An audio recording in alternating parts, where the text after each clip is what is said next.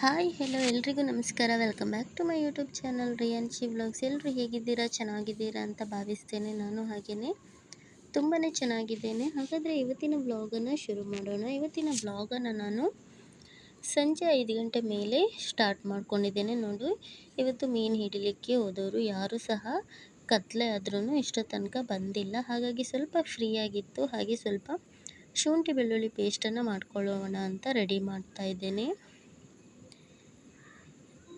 ಹಾಗೆ ಸಿಗಡಿ ಸುಕ್ಕವನ್ನು ಸಹ ಮಾಡಲಿಕ್ಕಿತ್ತು. ನಾಳೆ ಮಧ್ಯಾಹ್ನಕ್ಕೆ ಮೀನುಗಾರರಿಗೆ ಲಂಚಿಗೆ ಇವಾಗೇ ರೆಡಿ ಮಾಡಿಡುವಂಥದ್ದು. ಹಾಗೆ ನಮಗೆ ಬೆಳಿಗ್ಗೆ ಬೇಗ ಎದ್ದು ಮಾಡಲಿಕ್ಕೆ ಟೈಮ್ ಸಾಕಾಗೋದಿಲ್ಲಲ್ಲ, ಹಾಗಾಗಿ ನಾವು ರಾತ್ರಿಯೇ ಮಾಡಿಡುವಂಥದ್ದು.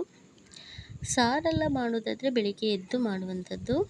ಸುಕ್ಕ ಹಾಗೆ ಬೇರೆ ರೀತಿಯದ್ದೆಲ್ಲ ಮಾಡೋದಂತಿದ್ರೆ ಸಾಯಂಕಾಲನೇ ಮಾಡಿ ಇಡುವಂಥದ್ದು. ಫ್ರೈ ಸಾರೆಲ್ಲ ಬೆಳಿಗ್ಗೆ ಎದ್ದು ಮಾಡುವಂಥದ್ದು. ನೋಡಿ, ನಾನಿಲ್ಲಿ ಶುಂಠಿ ಬೆಳ್ಳುಳ್ಳಿ ಪೇಸ್ಟ್ ಮಾಡಲಿಕ್ಕೆ ಸ್ವಲ್ಪ ಶುಂಠಿ ಹಾಗೆ ಸ್ವಲ್ಪ ಬೆಳ್ಳುಳ್ಳಿಯನ್ನು ತೊಗೊಂಡಿದ್ದೇನೆ. ಶುಂಠಿಯನ್ನು ಚೆನ್ನಾಗಿ ತೊಳೆದು ಸಿಪ್ಪೆಯನ್ನು ತೆಗೆದುಬಿಟ್ಟು ಸ್ಲೈಸಾಗಿ ಕಟ್ ಮಾಡಿಬಿಟ್ಟು ಹಾಕ್ಕೊಂಡಿದ್ದೇನೆ. ಹಾಗೆ ಬೆಳ್ಳುಳ್ಳಿ ಸಿಪ್ಪೆಯನ್ನು ತೆಗಿಲಿಕ್ಕೆ ಹೋಗಲಿಲ್ಲ. ಕೆಲವರು ತೆಗಿತಾರೆ, ಕೆಲವರು ತೆಗೆಯೋದಿಲ್ಲ. ನಾವು ತೆಗೆಯೋದಿಲ್ಲ, ನಮಗೆ ಅಷ್ಟು ಟೈಮ್ ಇರೋದಿಲ್ಲ. ಹಾಗಾಗಿ ನಾನು ಬೆಳ್ಳುಳ್ಳಿ ಸಿಪ್ಪೆಯನ್ನು ತೆಗಿಲಿಕ್ಕೆ ಹೋಗಲಿಲ್ಲ. ಹಾಗೆ ಬೆಳ್ಳುಳ್ಳಿ ಸಿಪ್ಪೆಯನ್ನೆಲ್ಲ ತೆಗೆದ್ರೆ ಉಗುರಿನ ಸೈಡಲ್ಲೆಲ್ಲ ತುಂಬ ಉರಿ ಸ್ಟಾರ್ಟ್ ಆಗ್ತದೆ. ಹಾಗಾಗಿ ನಾನು ತೆಗಿಲಿಕ್ಕೆ ಹೋಗಲಿಲ್ಲ. ಹಾಗೆಯೇ ಹಾಕ್ತೇನೆ. ಸ್ವಲ್ಪ ನೀರನ್ನು ಹಾಕಿಬಿಟ್ಟು ನೈಸಾಗಿ ಪೇಸ್ಟ್ ಮಾಡಿದರೆ ಶುಂಠಿ ಬೆಳ್ಳುಳ್ಳಿ ಪೇಸ್ಟ್ ರೆಡಿ ಆಗ್ತದೆ. ಇದನ್ನು ಒಂದು ಡಬ್ಬದಲ್ಲಿ ಹಾಕಿಬಿಟ್ಟು ಫ್ರಿಜ್ಜಲ್ಲಿ ಇಟ್ಟರೆ ಯಾವಾಗ ಬೇಕಾದರೆ ಆವಾಗ ಯೂಸ್ ಮಾಡ್ಕೊಳ್ಬೋದು. ನಂತರ ನಾನಿಲ್ಲಿ ಸಿಗಡಿಯ ಸುಕ್ಕವನ್ನು ಮಾಡಬೇಕು ಅಂತ ರೆಡಿ ಮಾಡ್ತಾಯಿದ್ದೇನೆ. ನೋಡಿ, ಸಿಗಡಿಯ ಸಿಪ್ಪೆ ತೆಗೆಯುವಷ್ಟರೊಳಗೆ ಕತ್ಲೆ ಆಗಿ ಹೋಗಿತ್ತು. ಹಾಗೆ ನಾನಿಲ್ಲಿ ಫಟಾಫಟ್ ಅಂತ ರೆಡಿ ಮಾಡ್ಕೊಳ್ತಾ ಇದ್ದೇನೆ. ನಾನಿಲ್ಲಿ ಸಿಗಡಿ ಸುಕ್ಕ ಮಾಡಲಿಕ್ಕೆ ಸ್ವಲ್ಪ ಕೊತ್ತಂಬರಿ ಸೊಪ್ಪು, 2 ಹಸಿಮೆಣಸು, ಹಾಗೆ ಟೊಮೆಟೊ, ಈರುಳ್ಳಿ, ದೊಡ್ಡದೊಂದು ಈರುಳ್ಳಿಯನ್ನು ತೊಗೊಂಡಿದ್ದೇನೆ. ಚಿಕ್ಕದಾಗಿ ಚಾಪ್ ಮಾಡ್ಕೊಳ್ತಾ ಇದ್ದೇನೆ. ಈ ಸಿಗಡಿಗೆಲ್ಲ ಸ್ವಲ್ಪ ಟೊಮೊಟೊವನ್ನು ಜಾಸ್ತಿ ಹಾಕಿದರೆ ತುಂಬ ಚೆನ್ನಾಗಿರ್ತದೆ. ಸಿಗಡಿ ಸ್ವೀಟಾಗಿರ್ತದಲ್ಲ, ಹಾಗಾಗಿ ನೋಡಿ ಎಲ್ಲವನ್ನು ಕಟ್ ಮಾಡ್ಕೊಂಡ್ಬಿಟ್ಟು ಇವಾಗ ಸಿಗಡಿಯ ಸುಕ್ಕವನ್ನು ಮಾಡಲಿಕ್ಕೆ ರೆಡಿ ಮಾಡ್ಕೊಳ್ತಾ ಇದ್ದೇನೆ. ಮೊದಲಿಗೆ ನಾನಿಲ್ಲಿ ಗ್ಯಾಸ್ ಮೇಲೆ ಒಂದು ಪಾತ್ರವನ್ನು ಇಡ್ತಾ ಇದ್ದೇನೆ. ನಂತರ ಪಾತ್ರೆ ಸ್ವಲ್ಪ ಬಿಸಿಯಾದ ನಂತರ ಇಲ್ಲಿ ಅಡುಗೆ ಎಣ್ಣೆನ ಯೂಸ್ ಮಾಡ್ಕೊಳ್ತಾ ಇದ್ದೇನೆ. ತೆಂಗಿನ ಎಣ್ಣೆ ಖಾಲಿಯಾಗಿರೋದ್ರಿಂದ ನಾನಿಲ್ಲಿ ಅಡುಗೆ ಎಣ್ಣೆನ ಬಳಸ್ತಾ ಇದ್ದೇನೆ. 2 ರಿಂದ 3 ಸ್ಪೂನ್ ಆಗುವಷ್ಟು ಅಡುಗೆ ಎಣ್ಣೆನ ಹಾಕಿದ್ದೇನೆ. ಎಣ್ಣೆ ಚೆನ್ನಾಗಿ ಬಿಸಿಯಾದ ನಂತರ ನೋಡಿ, ನಾನಿಲ್ಲಿ 2 ಕಟ್ ಮಾಡಿರುವಂತಹ ಹಸಿಮೆಣಸನ್ನು ಹಾಕ್ತಾ ಇದ್ದೇನೆ. ಹಸಿಮೆಣಸನ್ನು ಚೆನ್ನಾಗಿ ಫ್ರೈ ಮಾಡ್ಕೊಳ್ಳಿ ಎಣ್ಣೆಯಲ್ಲಿ. ನಂತರ ಕಟ್ ಮಾಡಿರುವಂತಹ ಚಿಕ್ಕದಾಗಿ ಕಟ್ ಮಾಡಿರುವಂತಹ ಈರುಳ್ಳಿಯನ್ನು ಹಾಕಿದ್ದೇನೆ. ನಿಮಗೆ ಈರುಳ್ಳಿ ಸ್ವಲ್ಪ ಜಾಸ್ತಿ ಬೇಕು ಅಂದರೆ ಜಾಸ್ತಿ ಹಾಕ್ಕೊಳ್ಬೋದು. ಸುಕ್ಕ ಸ್ವಲ್ಪ ಗ್ರೇವಿಯಾಗಿ ಬರ್ತದೆ. ಈರುಳ್ಳಿ ಸ್ವಲ್ಪ ಜಾಸ್ತಿ ಹಾಕಿದರೆ ಸ್ಲೈಸಾಗಿ ಕಟ್ ಮಾಡಿ ಹಾಕಿದರೆ ಚೆನ್ನಾಗಾಗ್ತದೆ. ಈರುಳ್ಳಿಯನ್ನು ಇವಾಗ ಸ್ವಲ್ಪ ಬ್ರೌನ್ ಬಣ್ಣಕ್ಕೆ ಬರುವ ತನಕ ನಾವಿಲ್ಲಿ ಫ್ರೈ ಮಾಡ್ಕೊಳ್ಳೋಣ. ನಾನು ಹೈ ಫ್ಲೇಮಲ್ಲೇ ಇಟ್ಕೊಂಡು ಒಗ್ಗರಣೆನ ಹಾಕ್ಕೊಳ್ತಾ ಇದ್ದೇನೆ ಸಿಗಡಿ ಸುಕ್ಕ ಮಾಡಲಿಕ್ಕೆ. ಟೈಮ್ ಇಲ್ಲ ಆಗಿತ್ತು, ಕತ್ಲಾಗಿ ಹೋಗಿತ್ತು. ಹಾಗಾಗಿ ಬೇಗ ಮಾಡ್ಕೊಳ್ಳೋಣ ಅಂತ ಹೈ ಫ್ಲೇಮಲ್ಲೇ ಇಟ್ಕೊಂಡು ಮಾಡ್ತಾ ಇದ್ದೇನೆ. ಹಾಗೆಯೇ ಚಪಾತಿ ಸಹ ಮಾಡಲಿಕ್ಕೆ ಬಾಕಿ ಇತ್ತು. ನಾನಿಲ್ಲಿ ಕಟ್ ಮಾಡಿರುವಂಥ ಈರುಳ್ಳಿಯನ್ನು ಹಾಕಿ ಆಯಿತು. ಇವಾಗ ಟೊಮೊಟೊವನ್ನು ಹಾಕಿ ಫ್ರೈ ಮಾಡ್ತಾ ಇದ್ದೇನೆ. ಟೊಮೆಟೊ ಸಹ ಹಾಗೆ ಸ್ವಲ್ಪ ಸ್ಮೂತ್ ಆದ ನಂತರ ನಾವು ಸಿಗಡಿಯನ್ನು ಹಾಕ್ಕೊಳ್ಳೋಣ. ನೋಡಿ, ಇಲ್ಲಿ ನಾನು 1.5 ಸ್ಪೂನ್ ಆಗುವಷ್ಟು ಶುಂಠಿ ಬೆಳ್ಳುಳ್ಳಿ ಪೇಸ್ಟನ್ನು ಹಾಕ್ತಾಯಿದ್ದೀನಿ. ಇವಾಗಷ್ಟೇ ಮಾಡಿದ್ನಲ್ಲ ಅದನ್ನೇ ಹಾಕ್ತಾಯಿದ್ದೇನೆ. ಹಾಗೆ ಸ್ವಲ್ಪ ನೀರು, ಅದು ಶುಂಠಿ ಬೆಳ್ಳುಳ್ಳಿ ಪೇಸ್ಟನ್ನು ಮಾಡಿರುವಂತಹ ಮಿಕ್ಸಿಯಲ್ಲಿ ಉಳಿದಿರ್ತದಲ್ಲ ಅದರ ನೀರನ್ನು ಹಾಕಿದ್ದೇನೆ.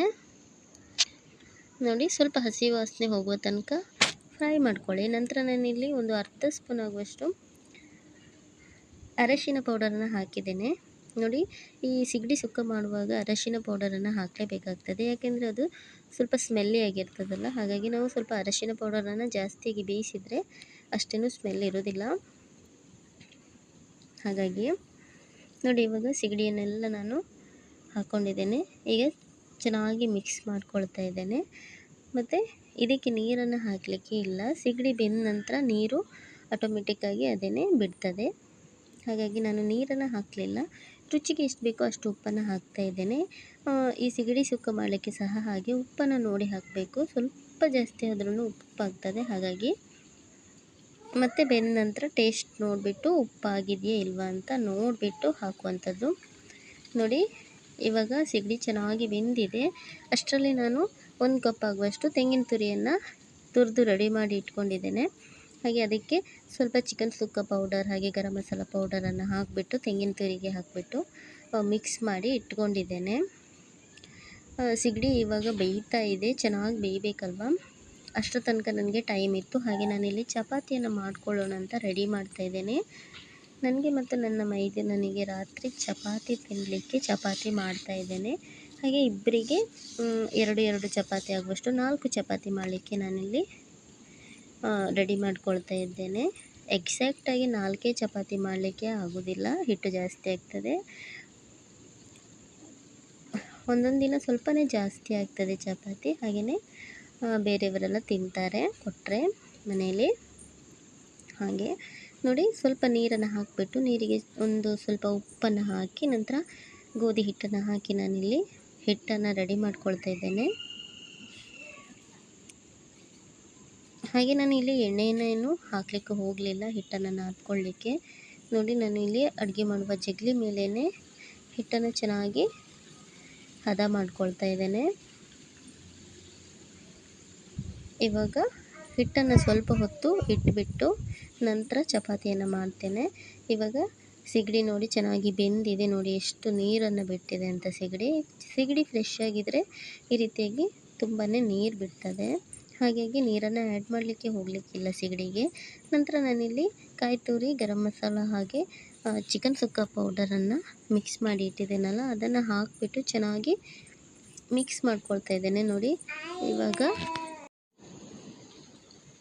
ಇವಾಗ ಹೈ ಫ್ಲೇಮಲ್ಲೇ ಇಟ್ಬಿಟ್ಟು ನೀರು ಸ್ವಲ್ಪ ಇಂಗಿ ಹೋಗೋ ತನಕ ಇದನ್ನು ಬೇಯಿಸ್ಕೊಳ್ಬೇಕಾಗ್ತದೆ. ನೋಡಿ ಉಪ್ಪನ್ನು ಒಮ್ಮೆ ನೋಡಿ ಟೇಸ್ಟ್ ಮಾಡಿ, ಕಡಿಮೆ ಆಗಿದ್ದರೆ ಉಪ್ಪನ್ನು ಹಾಕ್ಕೊಳ್ಬೋದು. ನೋಡಿ ನಾನೊಂದು 2 ನಿಮಿಷ ಬೇಯಿಸಿದ ನಂತರ ಇಲ್ಲಿ ಕೊತ್ತಂಬರಿ ಸೊಪ್ಪನ್ನು ಹಾಕ್ತಾಯಿದ್ದೇನೆ. ಹಾಗೆ ಸ್ವಲ್ಪ ತೆಳುವಾಗಿ ಇರಲಿ ಸುಕ್ಕ ಅಂತ ಇಟ್ಟಿದ್ದೇನೆ. ಹಾಗೆ ಬೆಳಗ್ಗೆ ಇದನ್ನು ನಾವು ಮಧ್ಯಾಹ್ನ ಲಂಚಿಗೆ ಅಂತ ಮಾಡಿರೋದಲ್ಲ, ಅಂದರೆ ನೆಕ್ಸ್ಟ್ ಡೇಗೆ. ಹಾಗೆ ನೈಟ್ ಮಾಡಿರೋದ್ರಿಂದ ಬೆಳಿಗ್ಗೆ ಆಗುವ ತನಕ ನೀರೆಲ್ಲ ಸ್ವಲ್ಪ ಗಟ್ಟಿಯಾಗಿರ್ತದೆ ಮತ್ತು ಸುಕ್ಕ ಸಹ ಡ್ರೈ ಆಗಿರ್ತದೆ. ಹಾಗೆ ನಾನು ಸ್ವಲ್ಪ ನೀರಾಗಿ ತೆಳುವಾಗಿಯೇ ಸುಕ್ಕವನ್ನು ಇಟ್ಟಿರುವಂಥದ್ದು. ಮತ್ತು ಬೆಳಿಗ್ಗೆ ಇದನ್ನು ಬಿಸಿ ಮಾಡಿ ಹಾಕಬೇಕಲ್ವ, ಹಾಗಾಗಿ ಮತ್ತು ಬೆಳಿಗ್ಗೆ ಬಿಸಿ ಮಾಡುವಾಗ ಕರೆಕ್ಟಾಗಿ ಬರ್ತದೆ ಅದು ಸುಕ್ಕ. ಹೇಗೆ ಇರ್ತದೆ ಡ್ರೈ ಆಗಿ ಹಾಗೆ ಬರ್ತದೆ.